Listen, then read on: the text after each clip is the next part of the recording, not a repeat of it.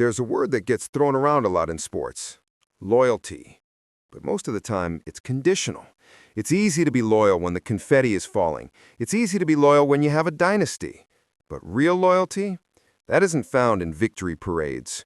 Real loyalty is found in the freezing cold, on the shores of Lake Erie, in a stadium covered in snow. This is a story about a relationship that defies logic. It is a story about a city that has been punched in the gut, mocked, and heartbroken for generations, yet refuses to stay down. Why do they do it? Why do 70,000 people fill a stadium to watch a team that has given them nothing but pain for 30 years? If you want to understand football, you watch the Super Bowl winners. But if you want to understand love, you have to look at the Cleveland Browns. This isn't a story about winning. It's a story about why we stay when we lose. To understand why the roots go so deep, you have to go back to when the seeds were planted. Because before the pain, there were giants walking among us. In the 1940s and 50s, Cleveland wasn't just a football town, it was the capital of the sport. Paul Brown wasn't just a coach, he was an inventor. The face mask, the play calling, the film study. He built the modern game right here. And then there was Jim Brown. Imagine a man so powerful, so dominant, that he seemed to be playing a different sport than everyone else. He was a superhero without a cape. For a decade, wearing that simple orange helmet, he ran through walls. He ran through history. Fathers told their sons, "I saw him play." It became a shared heritage, a badge of honor. Those championships created a bond that was stronger than steel. It was a promise, we are the best. And that memory, that golden glow of the past, is what has kept the fire burning through the long, dark winter that followed. As the years passed, the dominance faded, but the spirit didn't. In the 1980s, a new team emerged, the Bernie Kosar Browns. They weren't just a team, they were the heartbeat of the Rust Belt. Gritty, tough, unpretentious. They looked like the people in the stands. We were so close, you could almost touch it. January 11th, 1987, the AFC Championship. We had them. The Denver Broncos were pinned back on their own 2-yard line. The cold wind was howling. The stadium was shaking. And then, silence. John Elway, 98 yards. The drive. It was a slow-motion car crash that lasted 5 minutes. But fate wasn't done with us. A year later, we were back. Redemption was 1 yard away. Ernest Biner, a warrior for the city, took the handoff. He saw the end zone. He saw the Super Bowl. And then, the ball was gone. The fumble. It wasn't anger that filled the stadium. It was a collective gasp of disbelief. It was the moment the city realized that perhaps the universe itself was rooting against them.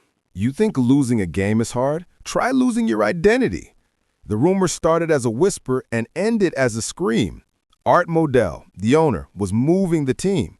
It wasn't just a business decision. It was a betrayal of the highest order.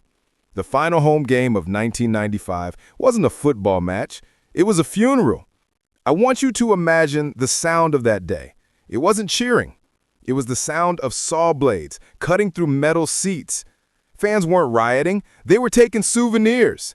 They were tearing pieces of the stadium apart because they wanted to hold on to something physical before it all vanished. Grown men cried openly. They hugged strangers. They stayed in the stands long after the clock hit 0, staring at an empty field, not knowing if they would ever see their team again. For 3 years, Sunday became the quietest day of the week in Cleveland. The heart of the city had stopped beating. But you cannot kill something that is part of a city's DNA. The people fought back. They marched. They sued. They demanded their history back. And in 1999, the miracle happened.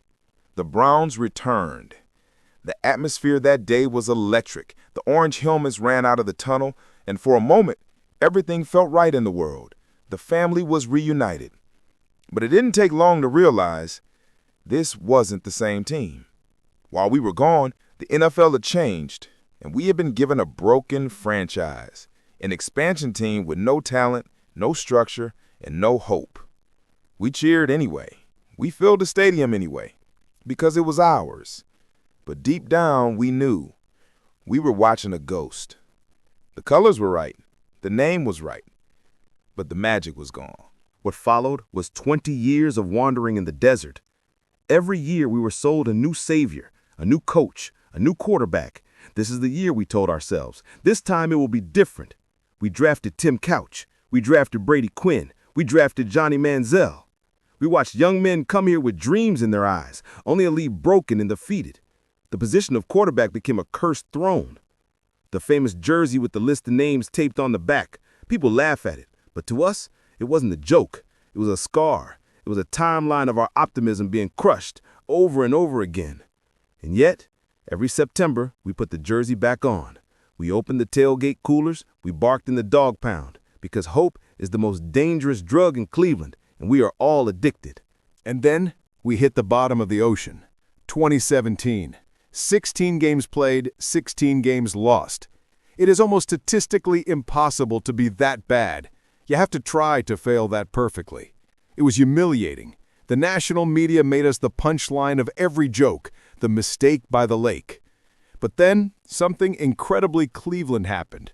The fans organized a parade, a perfect season parade. Outsiders didn't get it. They thought we were celebrating losing. They were wrong. We were celebrating survival. We were looking the disaster in the eye and laughing at it, because if we didn't laugh, we would cry. Standing in the freezing cold, circling the stadium of a 0-16 team was the ultimate act of defiance. It was us saying, you can strip us of wins, but you cannot strip us of our community.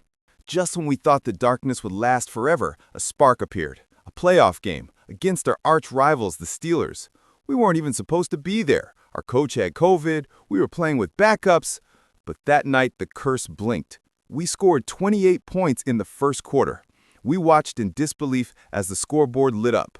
When the clock hit 0 and we had finally won a playoff game, the city exploded. People ran into the streets crying. Cars honked until the batteries died. It wasn't a Super Bowl. It was just one game. But for a starving man, a crumb tastes like a feast. It reminded us of what we were waiting for. It reminded us why we endured all those years of misery. But football is cruel. The spark faded. The quarterback who brought us hope was injured and eventually traded. The cycle of rebuilding started again. It feels like Sisyphus busting the rock up the hill. Every time we get close to the top, the rock rolls back down, crushing us on the way. We watch other teams rebuild and win in 2 years. We watch our rivals lift trophies, and we sit here in the same stadium asking the same questions. When will it be our turn? It is exhausting. It is frustrating. It hurts. And yet, look at the stands next Sunday. So the question remains, why? Why do we stay? Why do we let a game dictate our happiness? Because the Cleveland Browns are not just a football team. They are a reflection of the city itself. This is a city of grit, a city that works hard, gets knocked down, and gets back up. The team is us. Their struggle is our struggle. We don't stay for the wins. We stay for the person sitting next to us in the freezing cold. We stay for the memories of our fathers. We stay because abandoning this team would feel like abandoning ourselves.